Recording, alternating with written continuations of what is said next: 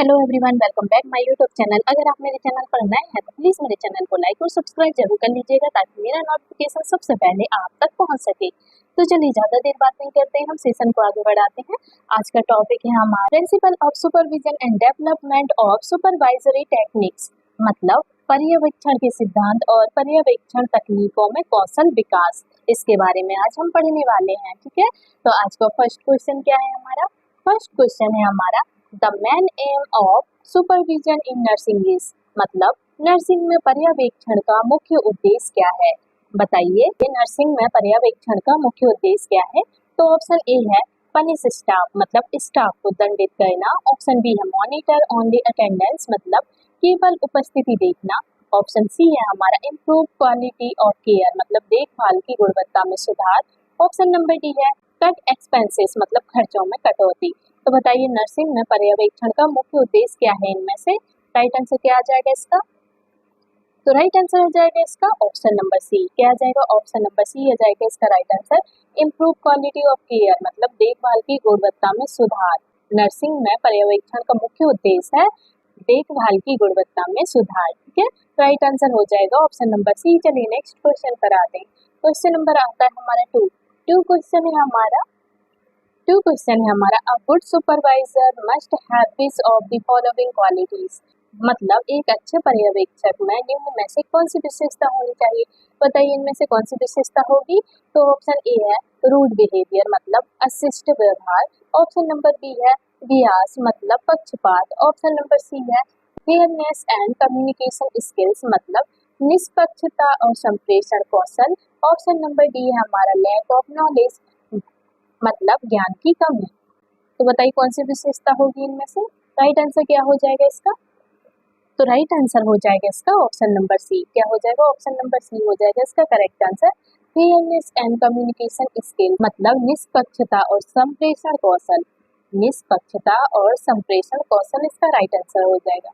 चलिए next question पर आते हैं। क्वेश्चन नंबर आता है हमारा थ्री क्वेश्चन है हमारा the principle of supervision includes, मतलब पर्यवेक्षण का सिद्धांत किसे शामिल करता है?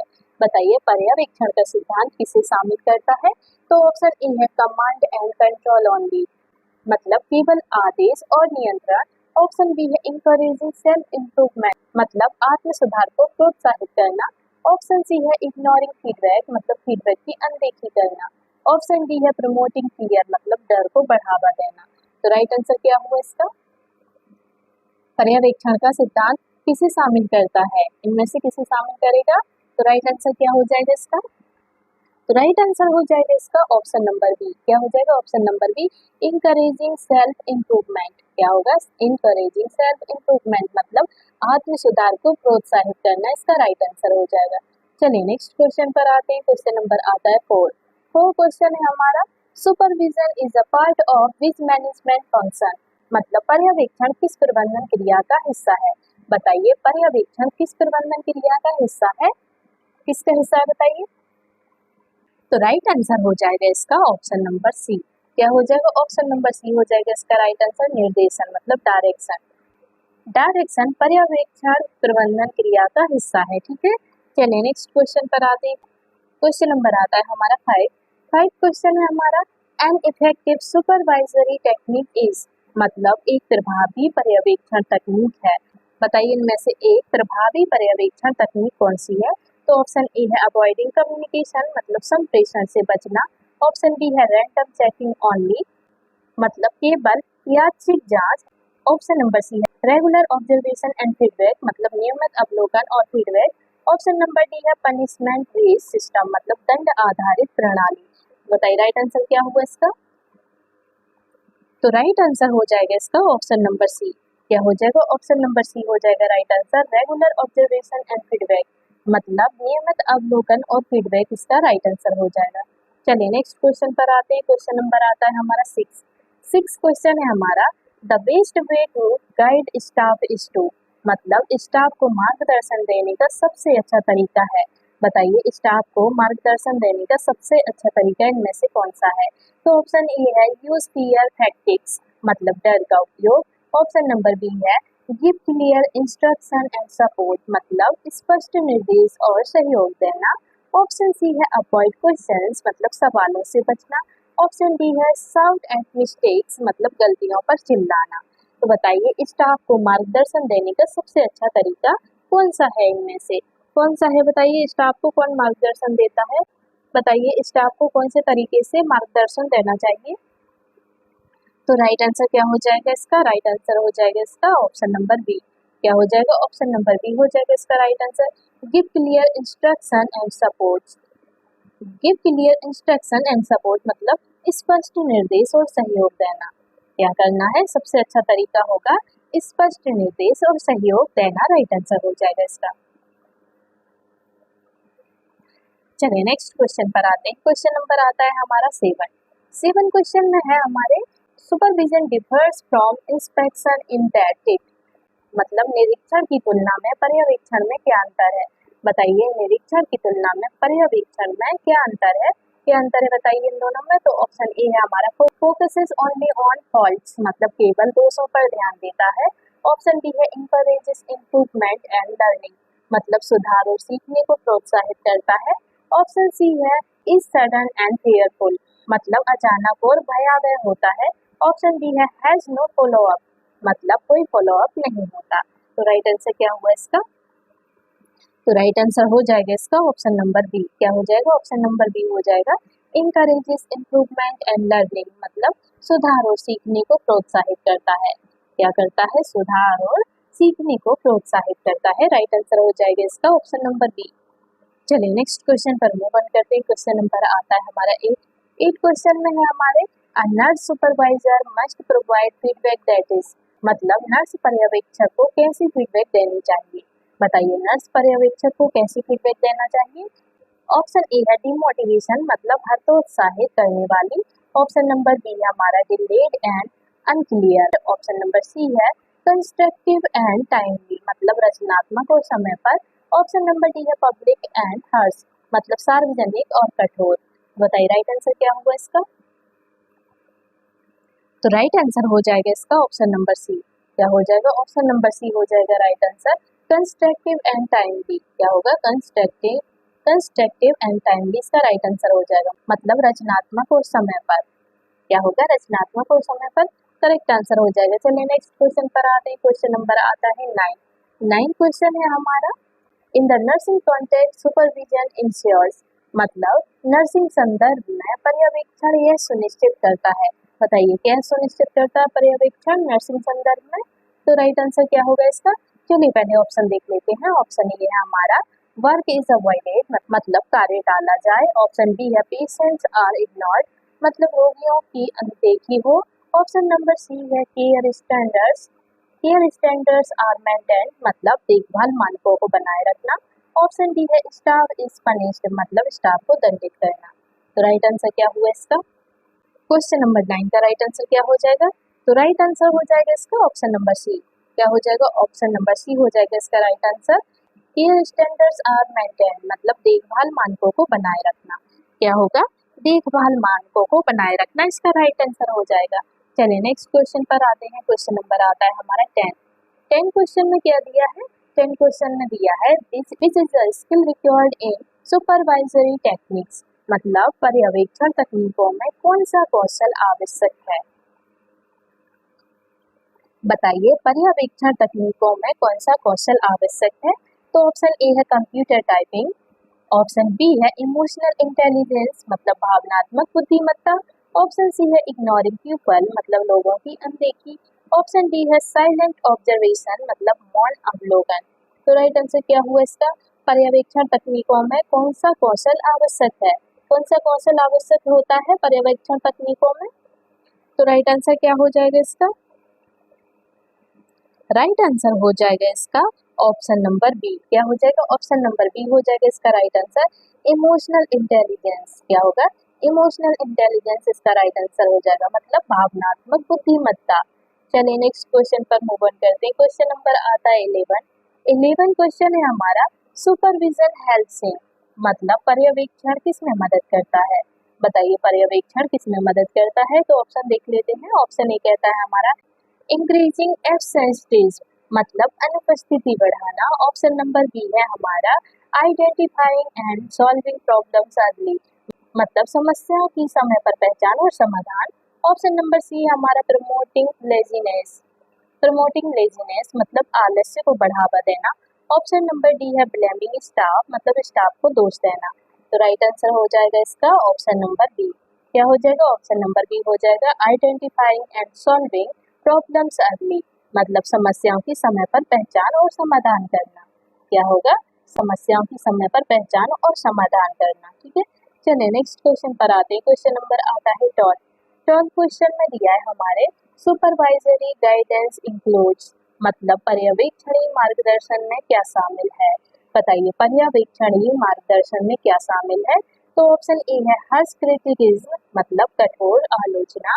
ऑप्शन नंबर बी है कोचिंग एंड मेंटरिंग, मतलब कोचिंग और मेंटरिंग। ऑप्शन नंबर बी है हमारा अवॉइडिंग परफॉर्मेंस रिव्यू, मतलब प्रदर्शन समीक्षा से बचना।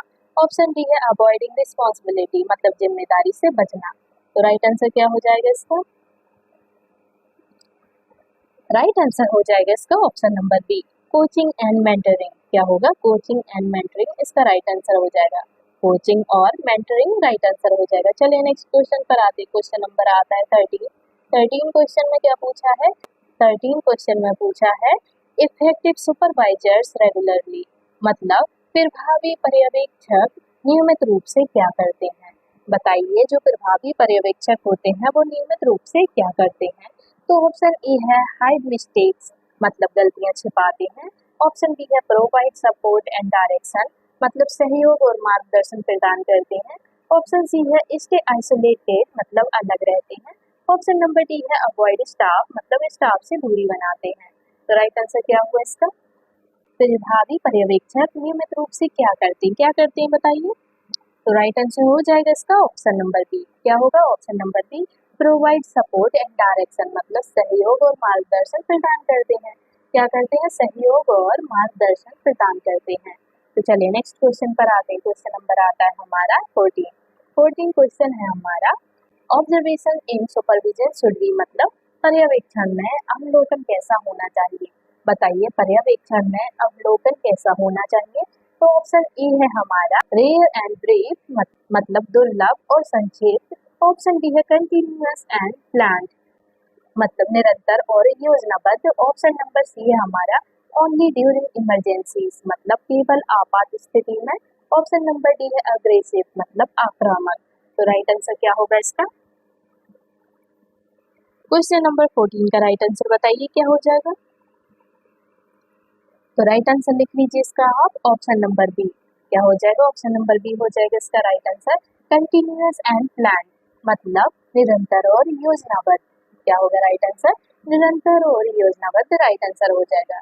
चलिए नेक्स्ट क्वेश्चन पर मूव ऑन करते हैं। क्वेश्चन नंबर आता है हमारा 15। 15 क्वेश्चन है हमारा सुपरविजन इम्प्रूव्स क्वालिटी थ्रू, मतलब पर्यवेक्षण किसके माध्यम से गुणवत्ता में सुधार करता है? बताइए पर्यवेक्षण किसके माध्यम से गुणवत्ता में सुधार करता है? तो ऑप्शन ए है हमारा गैस वर्क, मतलब अनुमान। ऑप्शन नंबर बी है हमारा स्ट्रक्चर्ड फीडबैक एंड करेक्शन, मतलब संरचित फीडबैक और सुधार। ऑप्शन नंबर सी है अवॉइडिंग रिस्पॉन्सिबिलिटी, मतलब जिम्मेदारी से बचना। ऑप्शन डी है ऑप्शन डी है हमारा डिले इन एवोल्यूशन, मतलब मूल्यांकन में देरी। तो क्या हो जाएगा राइट आंसर इसका? पर्यवेक्षण किसके माध्यम से गुणवत्ता में सुधार करता है? बताइए किसके माध्यम से करता है? तो राइट आंसर लिख लीजिए इसका option number B, structured feedback and correction. क्या होगा? स्ट्रक्चर्ड फीडबैक एंड करेक्शन इसका राइट आंसर हो जाएगा, मतलब संरचित फीडबैक और सुधार। ठीक है, संरचित फीडबैक और सुधार इसका करेक्ट आंसर हो जाएगा। चलिए नेक्स्ट क्वेश्चन पर मूव ऑन करते हैं। क्वेश्चन नंबर आता है हमारा 16। 16 क्वेश्चन है हमारा the first step in any supervisory activities, मतलब किसी भी पर्यवेक्षण गतिविधि का पहला चरण क्या होता है? बताइए किसी भी पर्यवेक्षण गतिविधि का पहला चरण क्या होता है? तो क्या होता है पहला चरण? तो ऑप्शन ए है गिविंग पनिशमेंट, मतलब सजा देना। ऑप्शन बी है प्लानिंग एंड सेटिंग ऑब्जेक्टिव्स, मतलब योजना बनाना और उद्देश्यों का निर्माण। ऑप्शन नंबर सी है हमारा इग्नोरिंग स्टाफ, मतलब स्टाफ की अनदेखी। ऑप्शन डी है गिविंग रिपोर्ट्स टू मैनेजमेंट, मतलब प्रबंधन को रिपोर्ट देना। तो राइट आंसर क्या हुआ इसका? राइट आंसर हो जाएगा इसका ऑप्शन नंबर बी। क्या हो जाएगा option number B, planning and setting objectives, मतलब योजना बनाना और उद्देश्यों का निर्माण करना। क्या होगा, योजना बनाना और उद्देश्यों का निर्माण करना इसका राइट आंसर हो जाएगा। चलिए नेक्स्ट क्वेश्चन पर आते हैं। क्वेश्चन नंबर आता है 17 क्वेश्चन है हमारा, अ सुपरवाइजर शुड बी, मतलब एक पर्यवेक्षक को कैसा होना चाहिए। बताइए एक पर्यवेक्षक को कैसा होना चाहिए। तो ऑप्शन ए है इनफ्लेक्सिबल एंड स्ट्रिक्ट, मतलब कठोर और अडिग। ऑप्शन नंबर बी है हमारा डोमिनेटिंग एंड रूड, मतलब हावी और अपसिस्ट, असिस्ट। ऑप्शन नंबर सी है सपोर्टिव एंड फेयर, मतलब सहायक और निष्पक्ष। ऑप्शन नंबर डी है साइलेंट एंड absent, मतलब मौन और अनुपस्थिति। तो राइट आंसर क्या हो जाएगा इसका। क्वेश्चन नंबर 17 का राइट आंसर बताइए क्या हो जाएगा। तो राइट आंसर हो जाएगा इसका ऑप्शन नंबर सी। क्या हो जाएगा, ऑप्शन नंबर सी हो जाएगा इसका right answer, supportive and fair. क्या होगा, सपोर्टिव एंड फेयर इसका राइट आंसर हो जाएगा, मतलब सहायक और निष्पक्ष इसका राइट आंसर हो जाएगा। चलिए नेक्स्ट क्वेश्चन पर मूव ऑन करते हैं। क्वेश्चन नंबर आता है 18 क्वेश्चन है हमारा, which method is best to assess staff performance. क्या होगा, which method is best to assess staff performance, मतलब कर्मचारियों के प्रदर्शन का मूल्यांकन करने के लिए सबसे अच्छा तरीका कौन सा है। बताइए अब कर्मचारियों के प्रदर्शन का मूल्यांकन करने के लिए सबसे अच्छा तरीका कौन सा है। तो ऑप्शन ए है वर्बल गॉसिप, मतलब मौखिक अफवाह। ऑप्शन बी है ऑब्जर्वेशन एंड राइटर रिपोर्ट्स, मतलब अवलोकन और लिखित रिपोर्ट। ऑप्शन नंबर सी है पीयर प्रेशर, मतलब साथियों का दबाव। ऑप्शन डी है इमोशनल ओपिनियन, मतलब भावनात्मक राय। तो राइट आंसर क्या होगा इसका। क्वेश्चन नंबर 18 का राइट आंसर बताइए क्या हो जाएगा। तो राइट आंसर हो जाएगा इसका ऑप्शन नंबर बी। क्या हो जाएगा, option number B observation and writer reports, मतलब अवलोकन और लिखित रिपोर्ट इसका राइट आंसर हो जाएगा। चलिए नेक्स्ट क्वेश्चन पर आते हैं। क्वेश्चन नंबर आता है 19 क्वेश्चन में दिया है हमारे, which of these is not a function of supervision, मतलब इनमें से कौन पर्यवेक्षण का कार्य नहीं है। बताइए इनमें से कौन सा पर्यवेक्षण का कार्य नहीं है। तो राइट आंसर क्या हो जाएगा, पहले चलिए ऑप्शन देख लेते हैं। ऑप्शन ए है ट्रेनिंग स्टाफ, मतलब स्टाफ को प्रशिक्षित करना। ऑप्शन बी है मॉनिटरिंग वर्क, मतलब कार्य की निगरानी। ऑप्शन सी है हमारा ऑर्गेनाइजिंग टूर्स, मतलब पर्यटन आयोजित करना। ऑप्शन नंबर डी है हमारा प्रोवाइडिंग गाइडेंस, मतलब मार्गदर्शन प्रदान करना। तो बताइए इनमें से कौन सा पर्यवेक्षण कार्य नहीं है बताना है आपको। तो कौन सा कार्य नहीं है बताइए, पर्यवेक्षण का कार्य कौन सा नहीं है इनमें से। तो राइट आंसर क्या हो जाएगा इसका, राइट आंसर हो जाएगा इसका option number C, organising tours, मतलब पर्यटन आयोजित करना। क्या होगा, पर्यटन आयोजित करना पर्यवेक्षण का कार्य नहीं है। ठीक है, राइट आंसर हो जाएगा ऑप्शन नंबर सी। चलिए नेक्स्ट क्वेश्चन पर आते हैं। क्वेश्चन नंबर आता है 20 क्वेश्चन है हमारा, one important result of effective supervision is, मतलब प्रभावी पर्यवेक्षण का एक महत्वपूर्ण परिणाम क्या है। बताइए प्रभावी पर्यवेक्षण का एक महत्वपूर्ण परिणाम क्या है। तो क्या परिणाम है बताइए। तो ऑप्शन ए है हमारा पुअर कम्युनिकेशन, मतलब खराब संप्रेषण। ऑप्शन बी है इंक्रीज स्टाफ टर्नओवर, मतलब अधिक कर्मचारी परिवर्तन। ऑप्शन नंबर सी है बेटर जॉब परफॉर्मेंस, मतलब बेहतर कार्य प्रदर्शन। ऑप्शन डी है लेस अकाउंटेबिलिटी, मतलब कम जवाबदेही। तो राइट आंसर क्या हुआ इसका। तो राइट आंसर हो जाएगा इसका ऑप्शन नंबर सी। क्या हो जाएगा, ऑप्शन नंबर सी हो जाएगा right answer, better job performance, मतलब बेहतर कार्य प्रदर्शन इसका राइट आंसर हो जाएगा। चलिए नेक्स्ट क्वेश्चन पर आते हैं। क्वेश्चन नंबर आता है 21 क्वेश्चन है हमारा, feedback given in private help, मतलब निजी रूप से दी गई फीडबैक किसमें मदद करती है। बताइए निजी रूप से दी गई फीडबैक किसमें मदद करती है। तो ऑप्शन ए है ह्यूमिलेशन, मतलब अपमान। ऑप्शन बी है एंगर, मतलब गुस्सा। ऑप्शन सी है हमारा बिहेवियर इम्प्रूवमेंट, मतलब व्यवहार में सुधार। ऑप्शन डी है अवॉइडेंस, मतलब बचाव। तो राइट आंसर क्या हुआ इसका, राइट आंसर हो जाएगा इसका ऑप्शन नंबर सी। क्या हो जाएगा, ऑप्शन नंबर सी हो जाएगा इसका राइट आंसर, बिहेवियर इम्प्रूवमेंट, मतलब व्यवहार में सुधार। क्या होगा, व्यवहार में सुधार इसका राइट आंसर हो जाएगा। चलिए नेक्स्ट क्वेश्चन पर मूव ऑन करते हैं। क्वेश्चन नंबर आता है हमारा 2 क्वेश्चन है हमारा, supervision that involves the team in decision making is, मतलब वह पर्यवेक्षण जो टीम को निर्णय प्रक्रिया में शामिल करता है वो कौन सा है? तो बताइए कौन सा है इनमें से? वह पर्यवेक्षण जो टीम को निर्णय प्रक्रिया में शामिल करता है। कौन करता है बताइए? तो ऑप्शन ए है ऑटोक्रेटिक मतलब तानाशाही। ऑप्शन नंबर बी है हमारा डेमोक्रेटिक, डेमोक्रेटिक मतलब लोकतांत्रिक। ऑप्शन सी है लेसेस फेयर मतलब मुक्त हस्तक्षेप। ऑप्शन नंबर डी है हमारा पैसिव मतलब निष्क्रिय। तो राइट आंसर हो जाएगा इसका ऑप्शन नंबर बी। क्या हो जाएगा? ऑप्शन नंबर बी हो जाएगा इसका राइट आंसर, डेमोक्रेटिक। क्या होगा? डेमोक्रेटिक मतलब लोकतांत्रिक, इसका राइट आंसर हो जाएगा। वह पर्यवेक्षण जो टीम को निर्णय प्रक्रिया में शामिल करता है तो वो करता है लोकतांत्रिक। ठीक है, चलिए नेक्स्ट क्वेश्चन पर मूव ऑन करते हैं। क्वेश्चन नंबर आता है हमारा 23 क्वेश्चन है हमारा, which of the following is a barrier to good supervision मतलब अच्छे पर्यवेक्षण में बाधा क्या है? बताइए अच्छे पर्यवेक्षण में बाधा क्या है? तो ऑप्शन ए है क्लियर एक्सेप्टेशंस मतलब स्पष्ट अपेक्षाएं। ऑप्शन बी है बियास और फेवरेटिज्म मतलब पक्षपात। ऑप्शन नंबर सी है हमारा ओपन डायलॉग मतलब खुला संवाद। ऑप्शन नंबर डी है कंसिस्टेंट फॉलो अप मतलब नियमित फॉलो अप। बताइए राइट आंसर क्या हुआ? अच्छे पर्यवेक्षण में बाधा क्या है? तो राइट आंसर हो जाएगा इसका ऑप्शन नंबर बी। क्या हो जाएगा? ऑप्शन नंबर बी बियास और फेवरेटिज्म। क्या होगा?